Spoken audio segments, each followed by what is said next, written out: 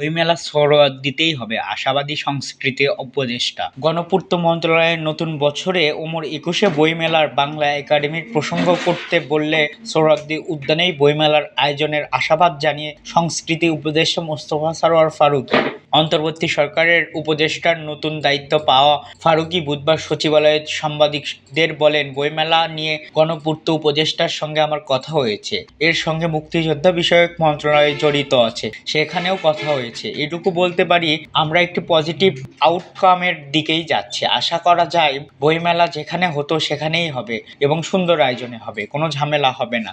এর মধ্যে 3 মন্ত্রণালয় এটা নিয়ে কাজ করছে। 3 মন্ত্রণালয়ের সভা হচ্ছে, সামনে আরও হবে। বইমেলা সোহরাওয়ার্দী উদ্যানে এটা বলা যায়। প্রশ্নে ফারুকের ভাষ্য, আশা করা যায় গ্রুপ থিয়েটার ফেডারেশনের সঙ্গে বৈঠকের পর সাংবাদিকদের সঙ্গে কথা বলেছিলেন মোস্তফা সরোয়ার ফারুকী। 1 দশক ধরে বাংলা একাডেমি ও সোহরাওয়ার্দী উদ্যানে হচ্ছে বইমেলা। চলতি বছরে বাংলা একাডেমি প্রসঙ্গ সোহরাওয়ার্দী উদ্যানে প্রায় 11.5 লাখ বর্গফুট জুড়ে বইমেলা আয়োজন হয়। তবে 2025 সালে সোহরাওয়ার্দী উদ্যানে মেলা আয়োজন করা নিয়ে অনিশ্চয়তা তৈরি হয় গত মেলায়। উদ্যান ঘিরে সাংস্কৃতিক বলয় তৈরির অংশ হিসেবে মার্চ থেকে কিছু প্রকল্পের কাজ শুরু করার পরিকল্পনা করেছিল গৃহায়ন বা গণপূর্ত মন্ত্রণালয়। সেই কারণে 2025 সালে বইমেলার জন্য তারা উদ্যানের জায়গা বরাদ্দ দেবে না বলে প্রাথমিকভাবে জানিয়েছে। আর 6ই নভেম্বর গৃহপূর্ত মন্ত্রণালয় বাংলা একাডেমিকে চিঠি দিয়ে বলেছেন, সোহরাওয়ার্দী উদ্যানের পরিবর্তে বাংলা একাডেমির প্রসঙ্গে নতুন বছরে বইমেলার আয়োজন করতে হবে। ফলে সোহরাওয়ার্দী উদ্যানের উদ্দেশ্যে বরাদ্দ না পাওয়া কোথায় বইমেলা হবে তার অনিশ্চয়তা। গণপূর্তর চিঠির পর বাংলা একাডেমির মহাপরিচালক আজম বলেন, তারা আবারও চেষ্টা করছে যেন বইমেলা সোহরাওয়ার্দী উদ্যানে করা যায়। অপরদিকে সাংস্কৃতিক উপদেষ্টা আগের মতো বইমেলা সোহরাওয়ার্দী উদ্যানের আয়োজনে সংশ্লিষ্টদের সঙ্গে আলাপ আলোচনার কথা বলেছেন। শিল্পকলা একাডেমির নাটক বন্ধ ও গ্রুপ থিয়েটার ফেডারেশনের সমাবেশে হামলার ঘটনায় 15ই নভেম্বর কর্মসূচি দিয়েছিলেন ফেডারেশন। তবে বুধবার সংস্কৃতি উপদেষ্টার বৈঠকে সেই আন্দোলন কর্মসূচি থেকে সরে এসেছেন। গ্রুপ থিয়েটার ফেডারেশনের সাধারণ সম্পাদক কামাল বায়েজিদ সাংবাদিকদের বলেন, আপনারা জানেন একটি অনাকাঙ্ক্ষিত ঘটনার গত 2 নভেম্বর শিল্প একাডেমির নাটক বন্ধ হয়ে যায়। পরে 8ই নভেম্বর গ্রুপ থিয়েটার ফেডারেশনের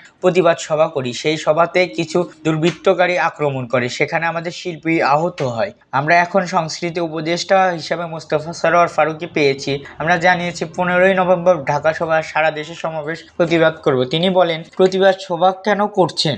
আসুন বসি, সুস্থ সংস্কৃতি বিকাশের জন্য যা করণীয় তা করব। আমরা খুশি। কি ধরনের আশ্বাসিক কর্মসূচি প্রত্যাহার করেছেন? এই প্রশ্নে কামাল বায়েজিদ বিডি নিউজ 24-কে বলেন, আমরা যে দাবি উপদেষ্টাকে জানিয়েছি তিনি পূরণের আশ্বাস দিয়েছেন, তার পরিপ্রেক্ষিতেই আমরা আন্দোলন কর্মসূচি প্রত্যাহার করেছি। মোস্তফা সরোয়ার ফারুকী সাংবাদিকদের বলেন, পতিত সরকার ফ্যাসিস্টের বিভিন্ন ঘটনার জন্য কেউ কেউ হয়তোবা নানা রকম উস্কানি দিতে পারে। ফেডারেশনের নেতারা আমাকে বলেছেন, যে ব্যক্তিরা উস্কানি ছড়াচ্ছেন ফেডারেশনের দায়িত্ব নেবেন না। ফেডারেশন স্পষ্টভাবে বলেছে, থিয়েটারের দলগুলো কাজ করছে শিল্প চর্চা, কোনো বি টিম খেলা তাদের জন্য কাজ করেন। আমি ওনাদের উপর খুশি হব। শিল্পকলার সামনে যারা বিক্ষোভ করেছেন অনেকেই জুলাই আগস্টের আন্দোলনে ছিলেন মন্তব্য করে ফারুকী বলেন, ক্ষোভেরও কারণ আছে, তাদের ক্ষোভটা আমলে নিতে হবে। আমাদের নাট্যকম ভাইদেরও দায়িত্ব আছে, আমাদের প্রত্যেকের দায়িত্বশীল আচরণ করতে হবে। এটা কোনোভাবে সাধারণ সরকার পরিবর্তিত হয়নি। জুলাই আয়ের অনেক মানুষ মারা গেছে। এই ব্যাপারে মাথায় রেখে সবাইকে দায়িত্বশীল আচরণ করতে হবে। এই সরকার সংস্কৃতি বান্ধব। এতক্ষণ আমাদের সাথে থাকার জন্য ধন্যবাদ। পরবর্তী আপডেট পেতে আমাদের চ্যানেলটি সাবস্ক্রাইব করে পাশে থাকা বেল আইকনটি বাজিয়ে রাখুন।